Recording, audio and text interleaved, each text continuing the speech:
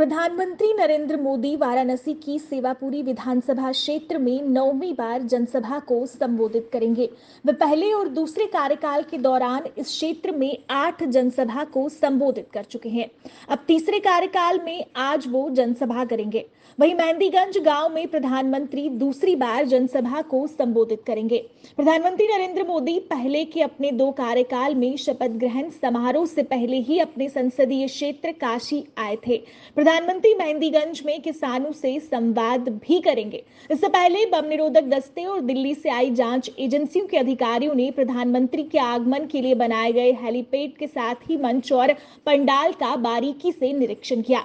इसके बाद सेना के हेलीकॉप्टर ने टच एंड गो का रिहर्सल भी किया। रेल मंत्री अश्विनी वैष्णव ने न्यू जलपाईगुड़ी स्टेशन के पास रंगापानी में ट्रेन दुर्घटना स्थल का दौरा कर स्थिति का जायजा लिया।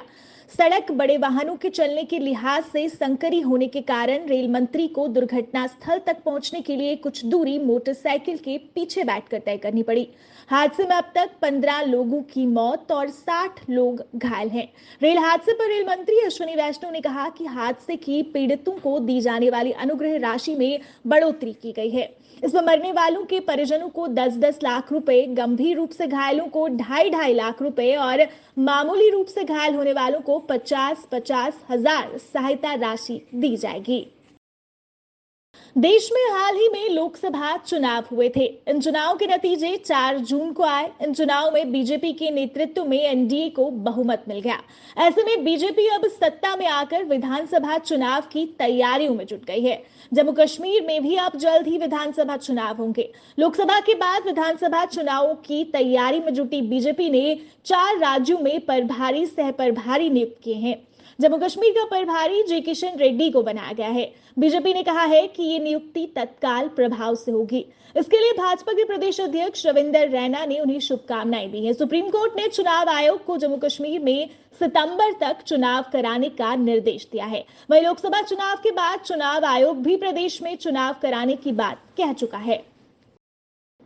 केंद्रीय सड़क परिवहन और राजमार्ग मंत्री नितिन गडकरी ने श्रीनगर में उच्च स्तरीय बैठक बुलाई, जिसमें श्री अमरनाथ यात्रा मार्ग और जम्मू श्रीनगर राष्ट्रीय राजमार्ग के अलावा राष्ट्रीय और सामरिक महत्व की विभिन्न परियोजनाओं की प्रगति की समीक्षा की गई, ताकि 29 जून से शुरू होने वाली और 19 अगस्त तक चलने वाली तीर्थ यात्रा की सारी तैयारी सुनिश्चित की जा सके।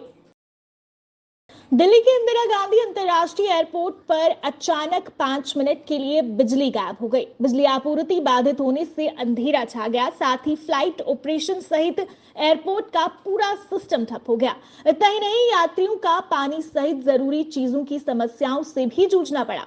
अचानक बिजली जाने से एयरलाइंस चेक इन सिस्टम, सुरक्षा जांच के लिए इस्तेमाल होने वाले door frame metal detector, immigration bureau system सहित एरो ब्रिज का ऑपरेशन ठप हो गया। कुछ मिनटों के बाद बिजली की आपूर्ति को बहाल कर दिया गया, लेकिन इन सिस्टम्स को दोबारा रिस्टार्ट होने में काफी समय लग गया।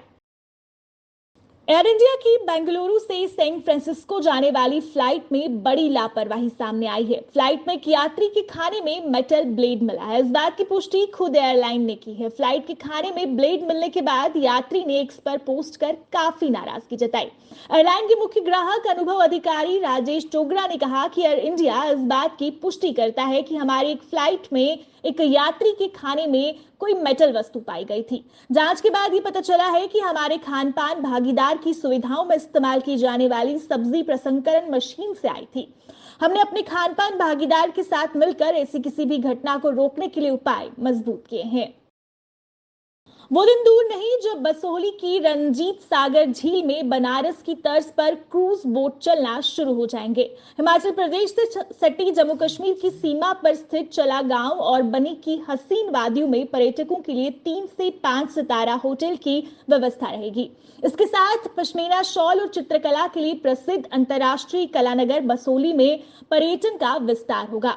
भारत दर्शन 2.0 योजना के तहत देश के 57 चिन्हित लोकेशन में से बसोहली भी एक है, जिसे पर्यटन मंत्रालय ने थीम आधारित पर्यटन सर्किट के विकास के लिए स्वदेश दर्शन योजना के अंतर्गत अधिसूचित किया है। फिलहाल पर्यटन मंत्रालय इन टूरिस्ट सर्किट के लिए कंसल्टेंट नियुक्त करने में जुटा हुआ है। भीषण तपिश से पूरे जम्मू कश्मीर का अधिकतम तापमान सामान्य से 3 से 6 डिग्री सेल्सियस ऊपर चल रहा है। जम्मू ही नहीं, कश्मीर भी तप रहा है। भीषण गर्मी पर्यटकों के सुकून में खलल डाल रही है। पूरे प्रदेश में कठुआ का वातावरण सबसे अधिक गर्म है। फिलहाल गर्मी में कोई राहत की उम्मीद नहीं है। जम्मू में दिन भर लू के थपेड़ों ने बेहाल कर दिया है। मौसम विज्ञान केंद्र श्रीनगर के अनुसार अगले 2 दिन लू का प्रकोप जारी रहेगा। 19 से 21 जून तक बादल छाएंगे। कई स्थानों पर हल्की वर्षा के आसार हैं। 20 जून को प्री मानसून की वर्षा होने की संभावना है। श्री कश्मीर कृषि विश्वविद्यालय के मौसम विशेषज्ञ डॉक्टर महेंद्र सिंह के अनुसार जून महीने के अंतिम सप्ताह में मानसून जम्मू में सक्रिय होने की संभावना है। केंद्रीय गृह मंत्रालय ने जम्मू संभाग के जिला रियासी में हाल ही में एक बस पर किए गए आतंकी हमले की जांच राष्ट्रीय जांच एजेंसी को सौंपी है। 9 जून को शिवखोड़ी धाम से कटरा लौट रही श्रद्धालुओं से भरी बस पर आतंकियों ने अंधाधुंध गोलीबारी कर दी थी। इससे बस अनियंत्रित होकर गहरी खाई में जा गिरी थी। हमले में 3 महिलाओं सहित 9 लोगों की मौत हो गई थी और 41 घायल हो गए थे।